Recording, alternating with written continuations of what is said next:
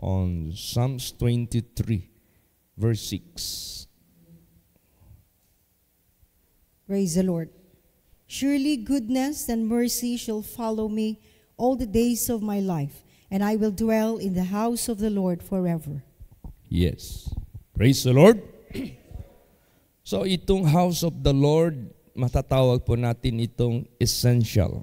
Pag sinabing essential, it is a necessary. No? Kailangan ito. Para ba itong bahay natin? It is like our residential. Bakit? Diyan sa residential natin, we will dwell in our residences, in our lifelong moments. Hindi pwede na may mga pamilya, may mga tao sa sanglibutang ito na nabubuhay na walang bahay. He must have. Kung hindi man siya magkakaroon ng own house and lot, he should rent. Kung hindi man siya magre-rent, he must approach his family. Ganun. He must dwell. They must dwell in their house. So, ganun din ang church. It is essential. It is lifelong, matatawag nating part. No? Para bang buong buhay na natin ito bahagi ng ating buhay. Kung ang residence or houses is for our physical benefits, literal benefits, temporary benefits. Ito namang house of God, this is both temporal and eternal. Kasi ang nandyan is the living God. Ang nandyan is the blessings of God. Ang nandyan, lahat-lahat ng mga favors, grace ng ating Panginoong Diyos. Kaya, this is essential. Kaya sinabi diyan, I will dwell in the house of the Lord all the days of my life. Praise the Lord. And surely goodness and mercy shall follow me all the days of my life. And I shall dwell in the house of the Lord forever. Higit pa sa residence. Our residences, it is just good for our living habang nabubuhay pa tayo sa sanglibutang ito. But the sanctuary, time will come, this will be changed into eternal tabernacle, eternal temple. Kahit mawala na tayo sa sanglibutang ito, we will still doing, gagawin pa rin natin ang pag-worship sa Diyos up in heaven, in the kingdom of God. Kaya, this is essential, this is very important. Ano pang meron dyan? Basahin natin Psalms 16:11. Praise the Lord. Thou wilt show me the path of life. In thy presence is fullness of joy. At thy right hand there are pleasures forevermore.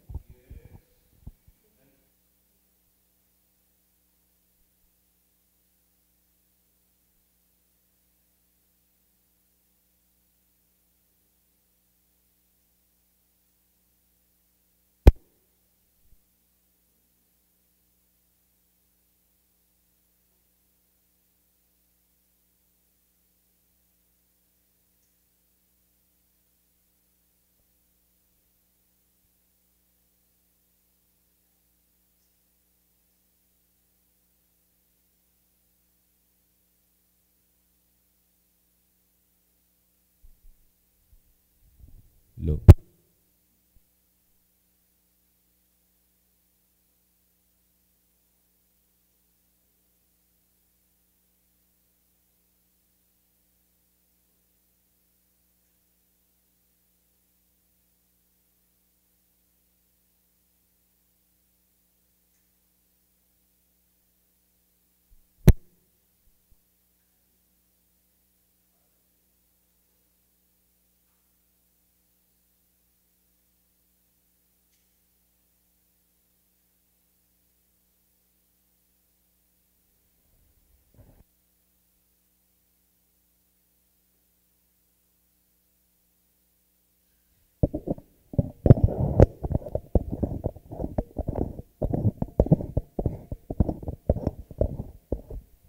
Praise the Lord.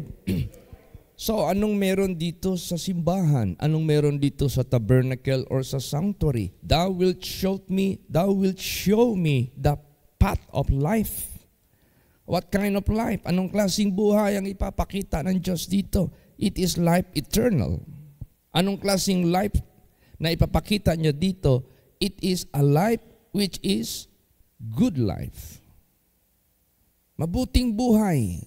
Hindi yung napapariwara ka, napapahama ka, naliligaw ka ng landas. Dito niya ihahayag yung buhay na karapat-dapat nating ipamumuhay sa sanglibutang itong marangal, mabait, mabuti, mapagpala, mapagbigay, maamo, mapagpakumbaba, may takot sa Diyos. Yung buhay na karapat-dapat nating maging buhay sa sanglibutang ito na maghahatid sa atin sa magandang ihimplo, sa magandang matatawag nating impluensya na ibigay natin sa komunidad. At the path of life, hindi lamang temporary life, but that the life eternal, dito niya ihahayag. In the presence is fullness of joy. Yung kagalakan na matatawag natin, dito natin madadama. Unlike before, yung kagalakan natin, nagbibigay ng sakit sa katawan, like paglalasing. Yes, we enjoy before drinking liquors, but it is for the destruction of our physical body. Yes, we might enjoy womanizing, but it destroys our family. Yes, we might enjoy gambling, but it destroys our monetary or funds. Tingnan mo, yung kagalakan sa sanglibutang ito, it is not considered fullness of joy. Pero dito, sa Panginoong Diyos, magpag-guide tayo, magpalid tayo, yung joy natin, it is full. Pag sinabing full, the blessing of the Lord, it will make you rich and add no sorrow. Walang kalumbayan.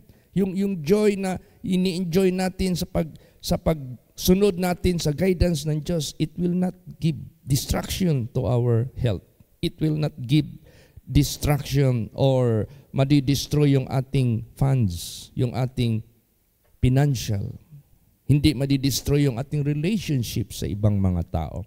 Hindi madidestroy yung relationship natin sa asawa natin. Hindi madidestroy yung relationship natin sa mga members natin being a pastor. Kaya, ganun. It's not an ordinary. And thy right hand there are pleasures forevermore. We are looking forward. Kaya nga, na-preach doon sa Mati ba yun? Or somewhere in San Ignacio, na ang Chinese kumakalat ngayon sa mundo. Hindi dahil nag-overflow na sila sa kanilang country because there are billions of population ang China ngayon. But Chinese is so-called, tinatawag nating, meron silang tinatawag na malayo ang paningin. No? Pag sinabing malayo ang paningin, mahilig sila sa negosyo, mahilig sila sa investment dahil yung future lagi nila nakikita sa malayo. Pero pag ikaw ay naniwala kay Lord Jesus Christ, you are more than them. Bakit? You are not just looking dito sa mundo, sa pamumuhay mo, but you are looking beyond on it. Bakit? It is God who revealed to you. No? Ang Diyos ang naghayag yan sa iyo. Ang Diyos ang nagbigay sa iyo ng maliwanag na pananaw. Ang pananaw ng Diyos, binibigay niya sa atin. Ang isip ng Diyos, ini-impart niya dito sa atin. Kaya nga, there are pleasures forevermore. Wala man yan sa Chinese. Sa Chinese, dito lang yan sa sanglibutang ito. They are not riches forevermore. They are not pleasures forevermore. But it is just good for the life's span. Hanggang dito lang yan. But dito sa sanctuary, ano pa meron dito sa loob ng simbahan? Psalms 27 verse 4. Praise the Lord. One thing have I desired of the Lord, that will I seek after, that I may dwell in the house of the Lord all the days of my life, to behold the beauty of the Lord and to inquire in His temple. Ayan. So, ibig sabihin yan, dito sa bahay ng Diyos, sa simbahan, sa sanctuary, you can inquire God. No? Meron kang confusion, meron kang queries, dito mo tanong at sasagutin ka ng Diyos by the mouth of His servants. Magtataka ka na lang. All your concern, all your queries, kahit anong bagay, God will answer it to you. Dito sa simbahan na ito. Dito. At saka dito mo makita yung beauty of the Lord. Not beauty of any pageant na beauties or whatever na pagdating ng 80, wala na yung beauty na yan. There is a certain mga gasin that the Miss Universe, the mga women na naging Miss Universe at the age of 80s na nabubuhay pa, nag-gather sila together. Wala na, kunot na ang ilang mga naong, kunot na ilang mga panit, laylay na. That is different beauty. The beauty of the Lord, it is forever. It is worth to be desired. Praise the Lord. Na dito natin yan makikita. To God be the glory. Ano pa? Pag may mga problema tayo, saan tayo tumatakbo? Dito sa simbahan. Pag may mga sakit tayo, dito tayo tumatakbo sa simbahan. Basa. Psalms 27 verse 5. Praise the Lord. For in the time of trouble, He shall hide me in His pavilion. In the secret of His tabernacle shall He hide me. He shall set me up upon a rock. Yan, in time of trouble, saan ka pupunta? Dito sa tabernacle, dito ka mag-hide. Dito ka magpakatibay. Dito ka tutulungan ng ating Panginoong Diyos. Dito ka ilalagay sa matibay na pundasyon na hindi ka maunlod, hindi ka mag-sink, hindi ka mapahamak. So, if house or residences is essential sa buhay ng tao, so therefore, church or tabernacle or sanctuary also is more essential. Praise the Lord. Tapos kami na mga pastors, hindi naman pwede simbahan lang yung gawin natin. Walang parsonage. Kasi ang parsonage, that is residence of the pastor and his family.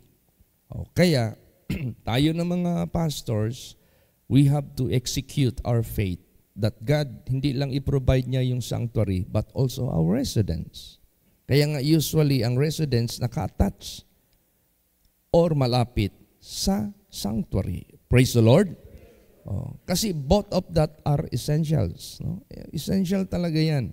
Kaya nandito ngayon ang mga pastors who are volunteers to build sanctuary, to build the tabernacle, because that is very essential sa buhay ng tao. Hindi ito ginagawa natin for nonsense, hindi natin ito ginagawa for just minimal benefit. No, maximum yan. Hindi yan basta-basta. Kaya dito sa Bible, nung gi-rebuild ang temple, kasi ang first temple was destroyed. Nung na-rebuild na ang temple, ay naku, grabing hiyawan ng mga anak ng Diyos. Hindi basta-bastang sigawan, hindi basta-bastang kaligayahan ang kanilang naramdaman. Kasi itong alubihid, rebuild na yan. Meron tayong simbahan dyan, nakabili tayo ng lupa, donated by Morden, si Freddy. Kaso, natayuan na natin ng simbahan, sakop pala doon sa nabili ng mason, yung mason. So, ang ginawa ngayon ng mason, para ma-maximize nila yung area nila, binayaran nila ang holy place. Magkano yung bili natin doon? Kaya nagbili tayo ng new location doon na banda, along the highway, sa tinatawag na Lagindingan, malapit sa airport. It is more ideal place dahil along the road siya. Praise the Lord. Kaya parang rebuild na ito. Also, ngayon, mag-i-start tayo ngayon. Ang saya-saya natin. Nang nangyari yan dito, basahin natin yan. Is Ezra 3 verse 10. Praise the Lord.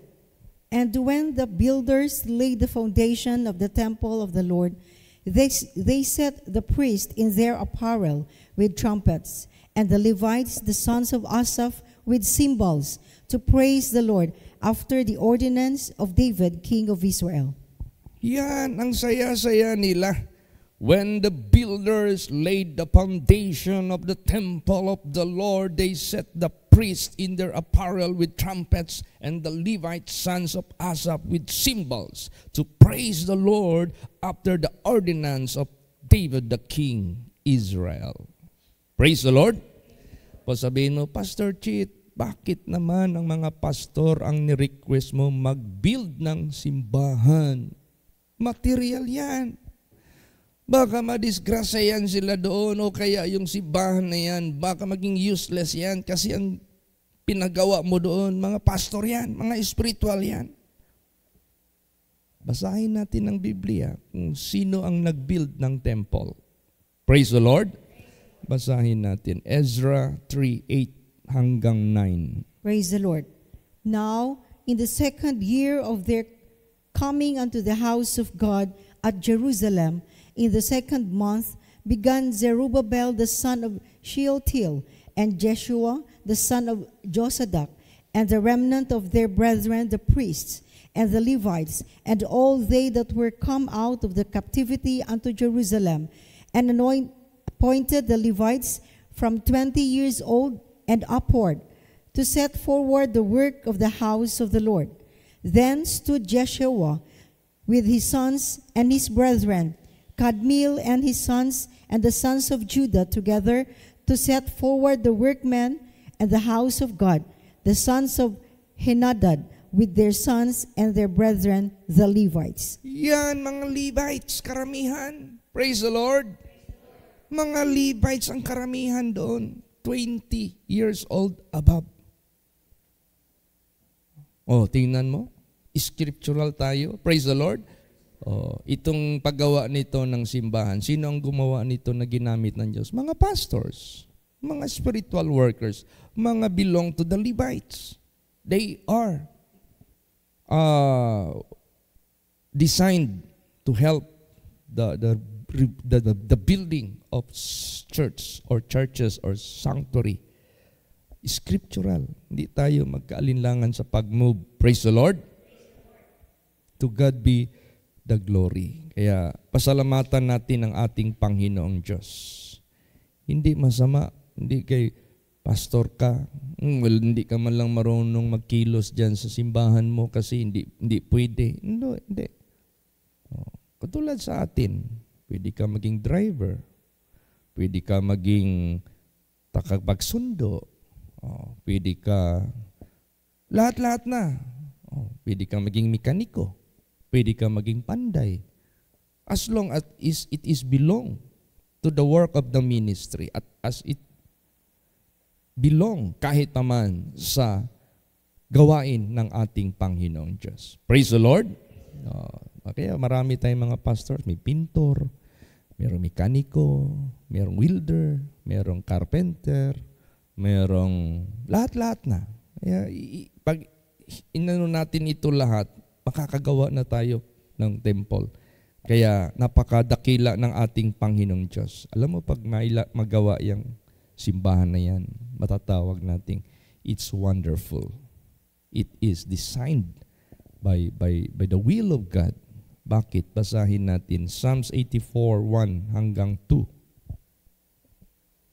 Praise the Lord. How amiable are thy tabernacles, O Lord of hosts! My soul longeth, yea, even fainteth, for the courts of the Lord. My heart and my flesh crieth out for the living God. Yan, how amiable. Pag sinabing how amiable are thy tabernacles, they are many. They are plural. In every place, in every congregation, there should have a tabernacle. Kaya, yung mga churches natin, nagbisita kami sa Tahikan, may church. Bisita tayo sa Madsayap, may church. Bisita tayo sa Taganaga, merong church. Nagbisita tayo sa San Ignacio, merong church. Nagbisita tayo sa Mati, merong church. Merong church, merong parsonage. Praise the Lord. Kasi napakalaking ano niyan. Essential talaga yan. Kaya God will make us builders of temple. God will make us builders of souls of people. Kaya salamat tayo sa Diyos. Tama lang na huwag tayong manghinayang magbili ng mga equipments, mga power tools. Kaya ang nangyari kahapon, nung nag-meeting na kami ng mga pastors, ano bang mga necessary power tools gamitin natin? Sabi ni Pastor Judy, Pastor, para dali ta mahuman, dapat nata atong dako ka yung diameter sa cutting sa steel. Kaya kung magsalig lang ta dito sa grinder, dugay na.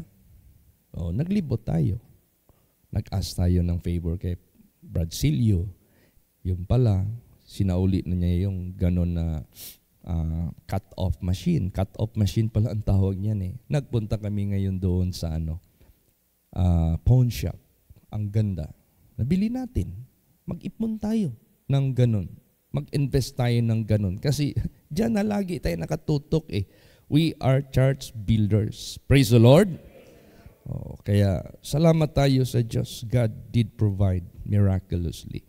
Na instead 3 weeks o to 1 month, gawin na lang yung 2 weeks. Pagpaintulot ni Lord Jesus. Kaya pasalamat tayo sa ating Panginoong Diyos. Ano pang maangkin ng mga tao na makarating sa kanyang simbahan? Basahin natin. Psalms 36:8. Praise the Lord. They shall be abundantly satisfied with the fatness of thy house, and thou shalt make them drink of the river of thy pleasure.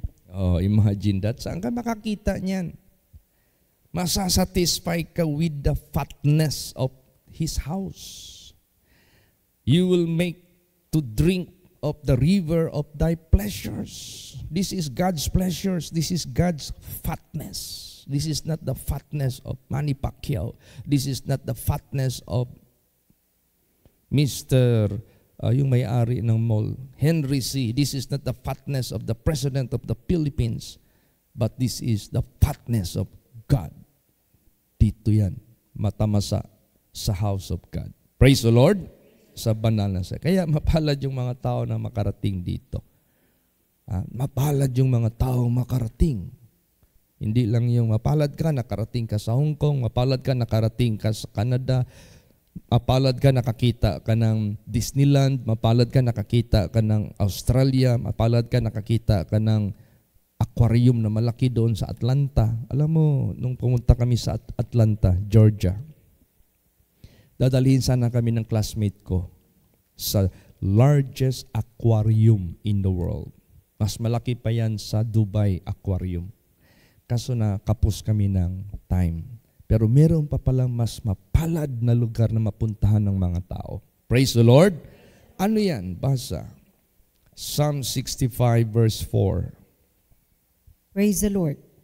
Blessed is the man whom thou choosest and causest to approach unto thee, that he may dwell in thy courts. We shall be satisfied with the goodness of thy house, even of thy holy temple. Ayan, tingnan mo yan. Ano itong gagawin natin sa Lubihid? Ito na. Kung sino mang makapunta dyan sa mga churches na itinatag ng ating Panginoong Diyos, which God choose them and cause them to approach Him in His temple. Mapalad sila. Blessed is the man whom thou choosest and causest to approach unto thee, that he may dwell in thy courts, and we shall be satisfied with the goodness of thy house, even thy holy temple. Kaya nga sabi ni Jesus Christ, why do you make the house of prayer a den of thieves and a house of merchandise? Ibig sabihin yan, you misuse my church. So therefore, church must be built in a proper way and a proper use. Praise the Lord. Mapalad ang makakarating. Ano ang matamasa ng mga tao? Alam mo, nung first time ko nakarating sa holy place, tayo may mga personal experience tayo lahat. Doon natin naramdaman yung satisfaction.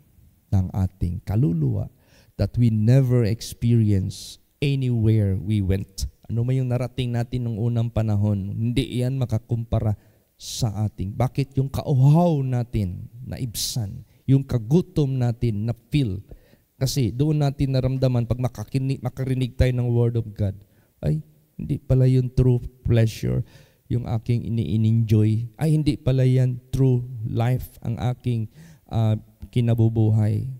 Ito pala ang totoo. Di ba? Uhaw na tayo. Gutom na tayo na hindi natin magpakailan pa man naintindihan, nalaman na what is true life, what is true pleasure, what is true future. Last verses basahin natin. Isaiah 55:1 and 2. Praise the Lord.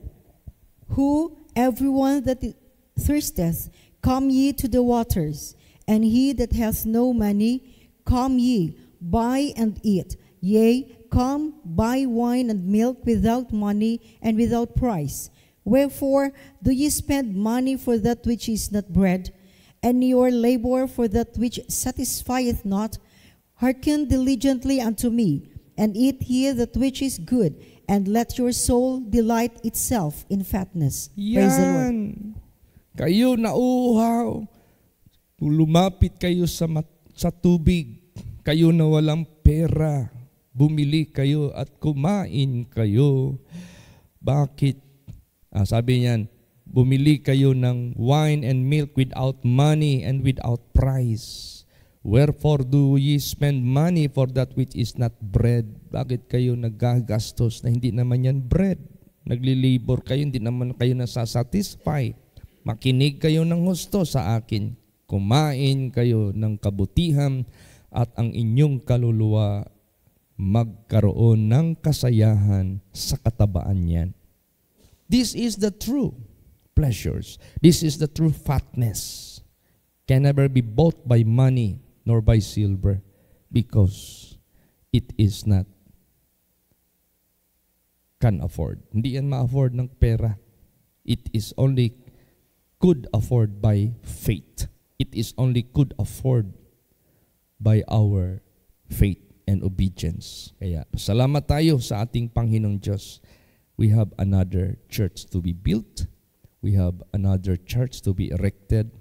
By the grace of God, by the power of God, let's give glory and honor to Him. Let's pray for their protection. Let's pray for their departure and arrival and the accomplishment of the so-called works for that project. I-pray natin ito lahat. God is our provider. God is our strength. God is our wisdom. God is He is the one that will fulfill sa lahat ng Kanyang pinapagawa sa atin. Praise the Lord! Magsitayo po ang lahat.